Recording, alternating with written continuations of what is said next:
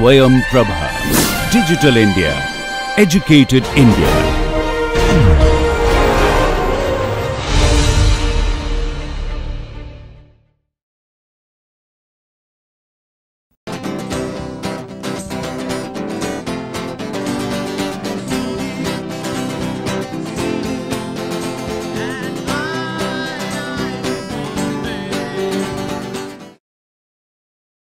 Hello and welcome to today's lecture. So, we will briefly recap what we discussed in last class, which was regression, linear regression, and its usage in extrapolating and interpolating and extrapolating the data.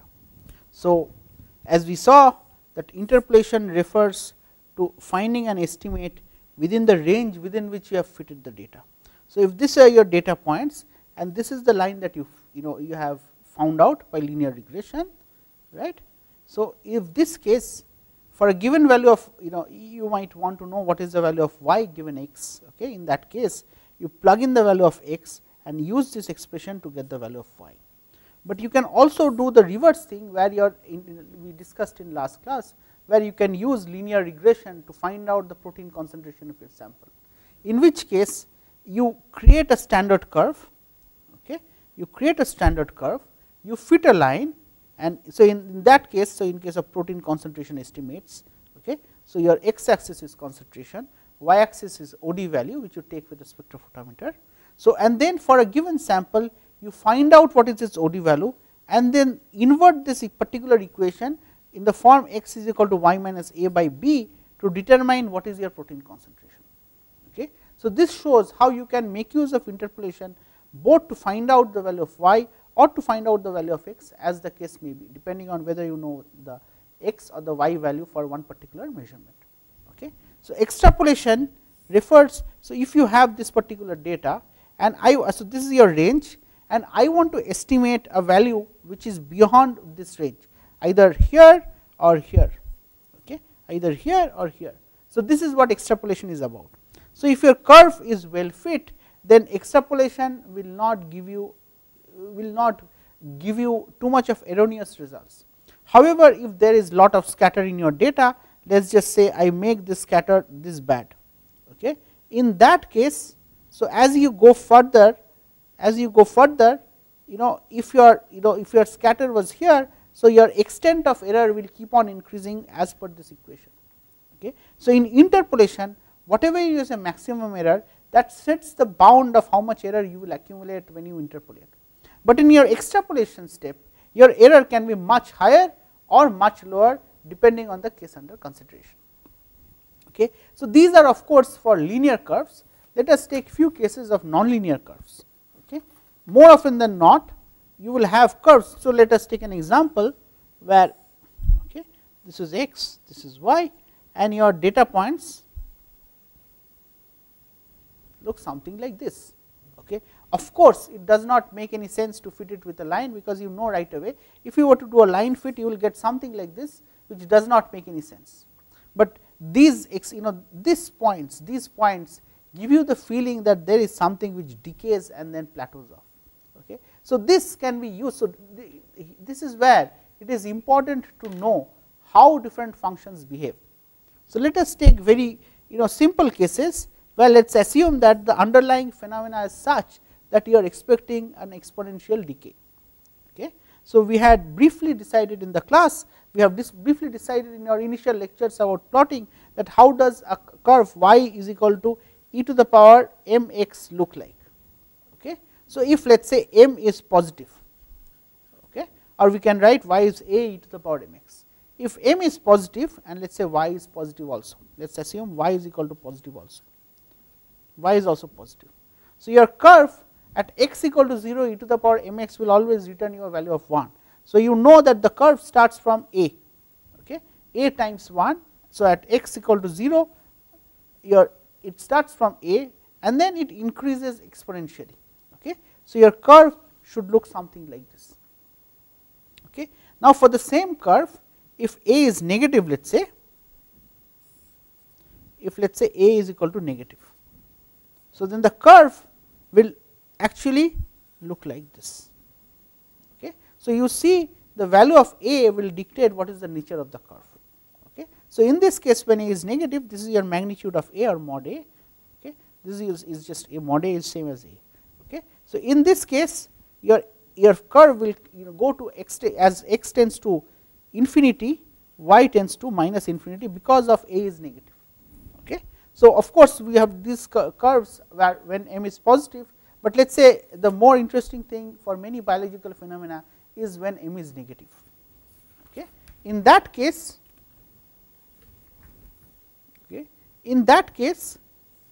your curve should look something. So, let us say we are plotting y is equal to a e to the power minus mx. So, I put the minus, so I can keep m as positive and a as positive. Okay. So, I know that whatever as at x equal to 0, it starts from y particular a, and then as x tends to infinity, it tends to 0. So, your curve should look something like this. So, I have it should basically meet at x tends to infinity. Okay. So, it should not hit 0.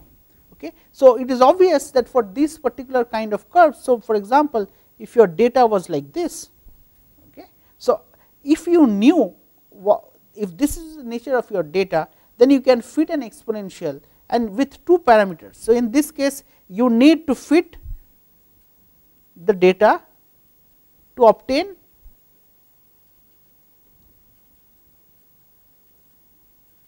estimates of A and M. Now, estimate of A is reasonably easy to obtain. All you have to do is you look at your data, and if it starts from one particular value, okay. So, if this is your data, so this particular value of A, so this whatever is your maximum value of x, maximum value of y, this itself should be A, okay. And then M is what you will have to estimate. Okay. As a rule of thumb, you know that within where you have most of the decay, your M roughly is of that nature. Okay. Now, let us say how if this curve were to change. Okay. So, let us say it starts from a given value and your data plateaus off to some particular value. So, it does not go to 0 at x tends to infinity, but it plateaus off to this particular value. In this case, you will have to modify your equation to fit by writing y is equal to a e to the power minus mx plus some y naught. Okay. As you observe that this y naught, so as x tends to infinity, this component will return you a value of 0 when x tends to infinity. So, y naught is the plateau value. So, from your data you know how to estimate y naught, which is nothing but this particular value y naught. Okay. So, this is the plateau value is going to give you the value of y naught. Okay. And you know at low values of x, whatever is your value of y, right. So, at x equal to 0, y is equal to a plus y naught. So, whatever is your value at this particular point, you know. So, if you know that let us say at x equal this point you know the value of y, you can find out what is an estimate of a, and then that leaves us with this particular constant m to be determined. So, as m increases, your curve should look sharper and sharper.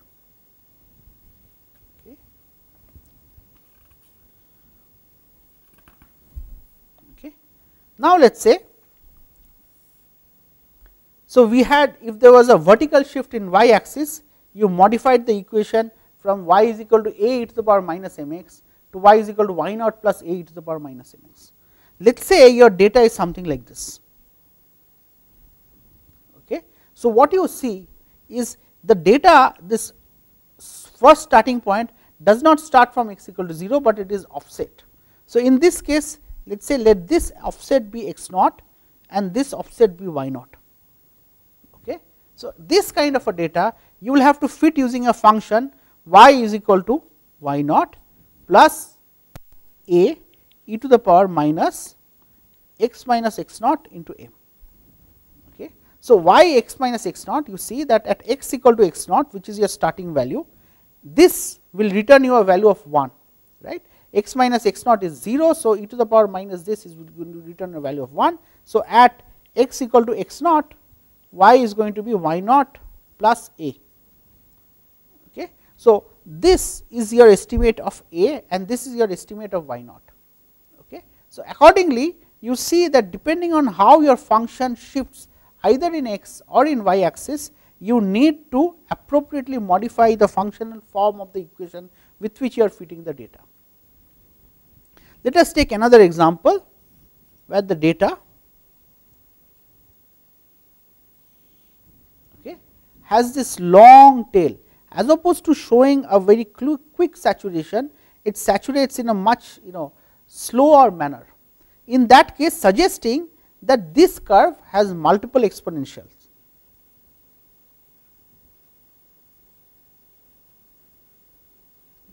So, in this kind of fitting this kind of curve, you might have to modify this particular equation with y naught plus a1 e to the power minus x naught into m plus a2 e to the power minus x naught into m. So, m2 so on and so forth. Okay. But one of the dangers of increasing the number of parameters to fit is that there. So, what you are essentially doing is multidimensional optimization.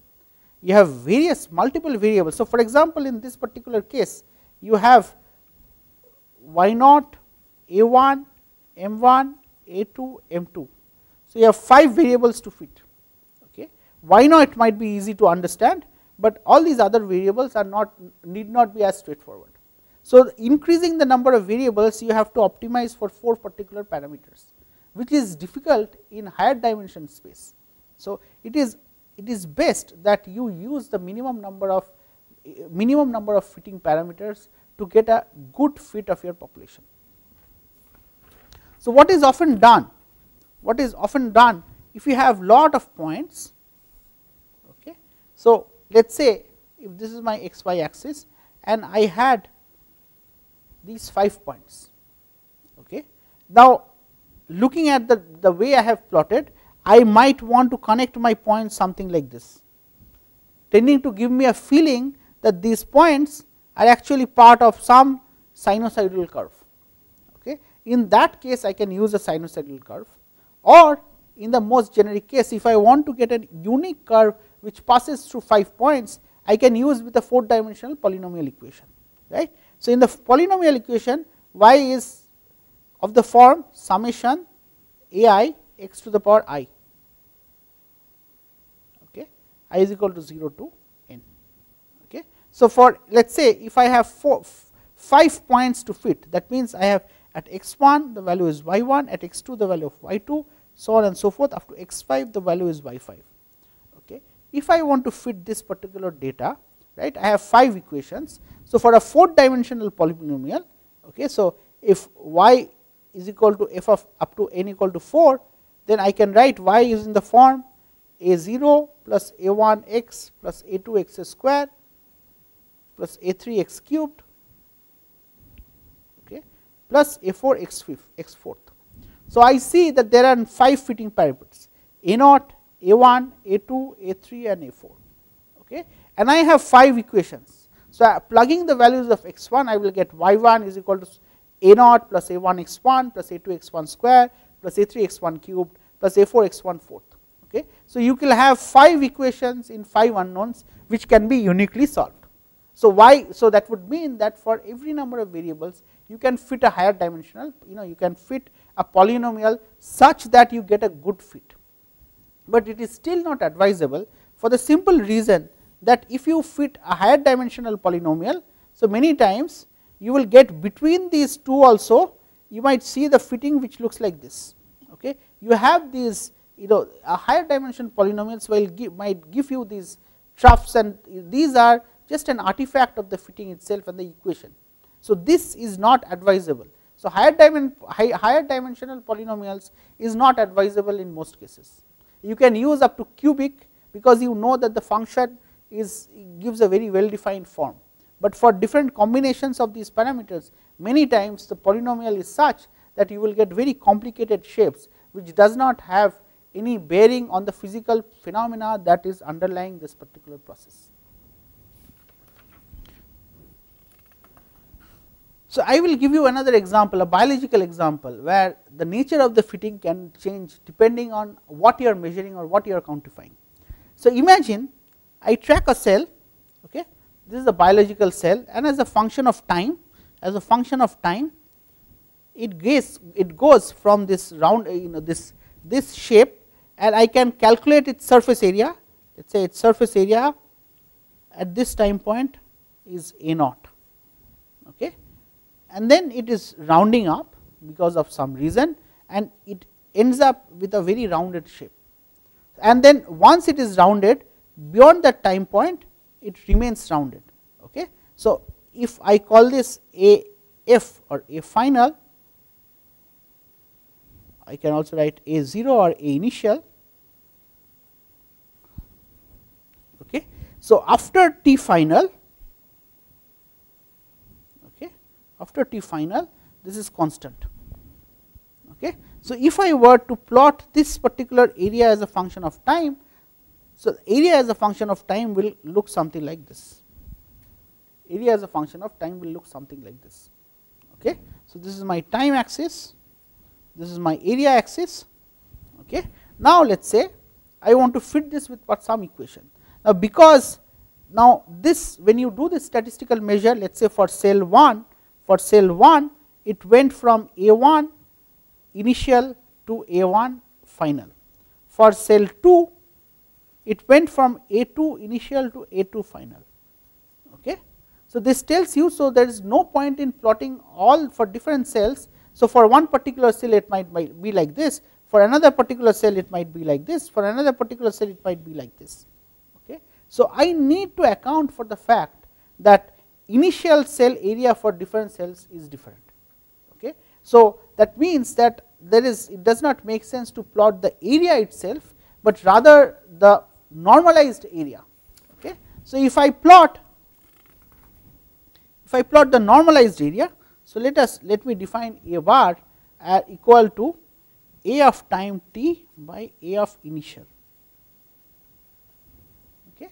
So in this case my curve will always start from 1, okay, and plateau off to one particular value. So this is my time axis and this is my A bar axis, okay. So what I can, so this, at least the way I have plotted it, it gives that it somehow mimics an exponential decay. So I can plot this particular function with, let us say, the equation y, so it plateaus off, okay. So that means that there is some drop and there is a characteristic time constant beyond which the area does not change. So there is a time constant, okay. So as opposed to this particular case, let us say for condition A, for condition B I might have a situation like this, and for condition C, okay, this is my condition C. So I want to have a way of quantitatively finding out metrics, so that I can compare what these conditions A, B and C are doing to my data, okay. So let us say if I use this particular expression 1 minus, okay, 1 minus C star into 1 minus e to the power minus t by tau, okay. So this is the equation that I have used, 1 minus C star into 1 minus e to the power minus t minus tau. What is the basis of my using this particular equation? So let us see what is happening to this particular equation when t is equal to 0.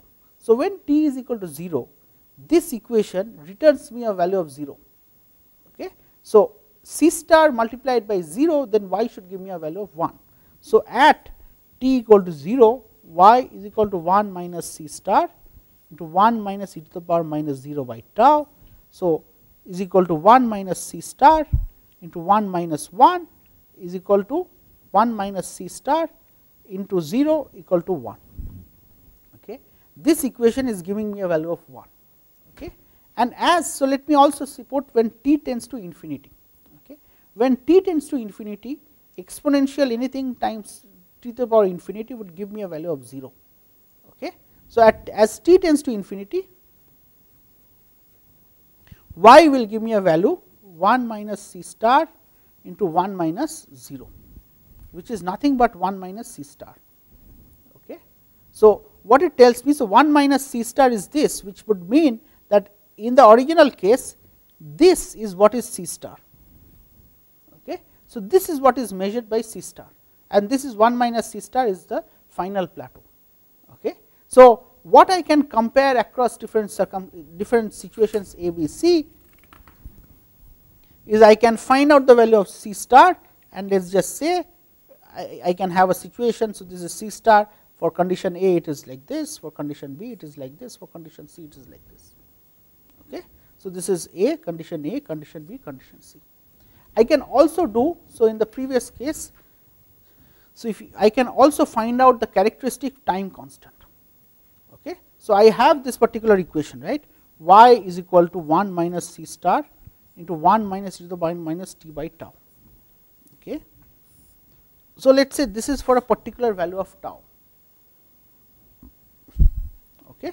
So, this is my x, this is my y, this is for one particular value of tau 1, tau is equal to tau 1.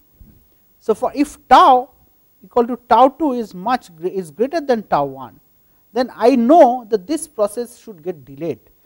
So, for the same value of C, if I have to have another condition where tau is only changing, C is not changing, the curve should look something like this. Okay. So, what it means is it is taking a much larger time to relax or for this to drop. Okay. So, in this case I have tau 2 greater than tau 1. Okay.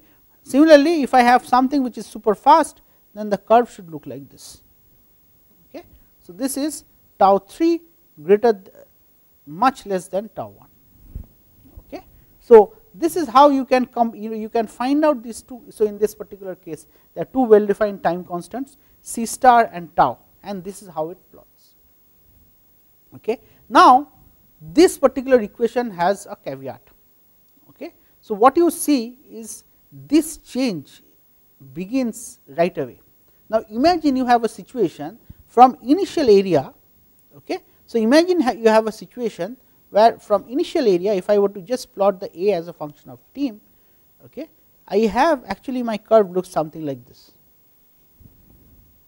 Okay. So, which means that for a certain time point, tau star, there was no change in area, and then it began to drop.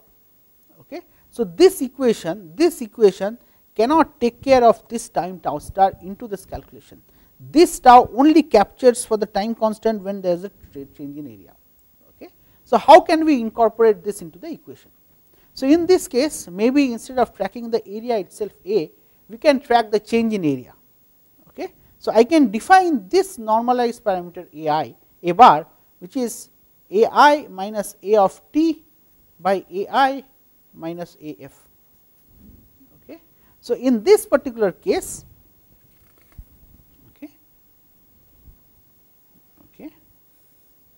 the curve will look something like this. Okay. This is y, this is x. So, once again, why do we need to do this normalization? Once again, why do we need to do this normalization? This is because for cell 1, again for cell 1 you might start from an initial area A1, for cell 2 you might start from an initial area A2, so on and so forth. Okay. So, this normalization will make it independent of the starting area. Okay. So, in this way what I can do is if I plot this particular equation. Okay. So, if I plot this data in this particular way, so this was your experimental data, let us say. Okay. I can plot it using this particular expression, y bar is equal to, so I have plotted A bar, I have defined A bar is now instead is normalized change in area, and A bar is defined by AI minus A at time t by AI minus A final. Okay. So, this curve is called a sigmoidal curve. Okay. Now, one of the equations which is commonly used for sigmoidal curve is a Boltzmann equation.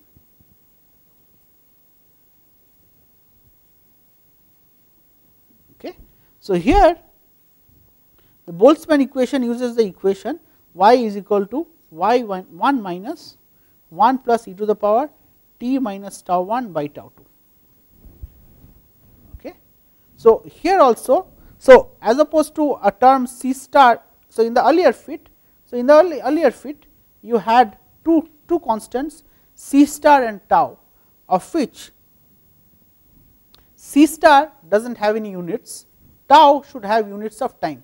Okay. So, these two units have, so this is unitless and this has units of time.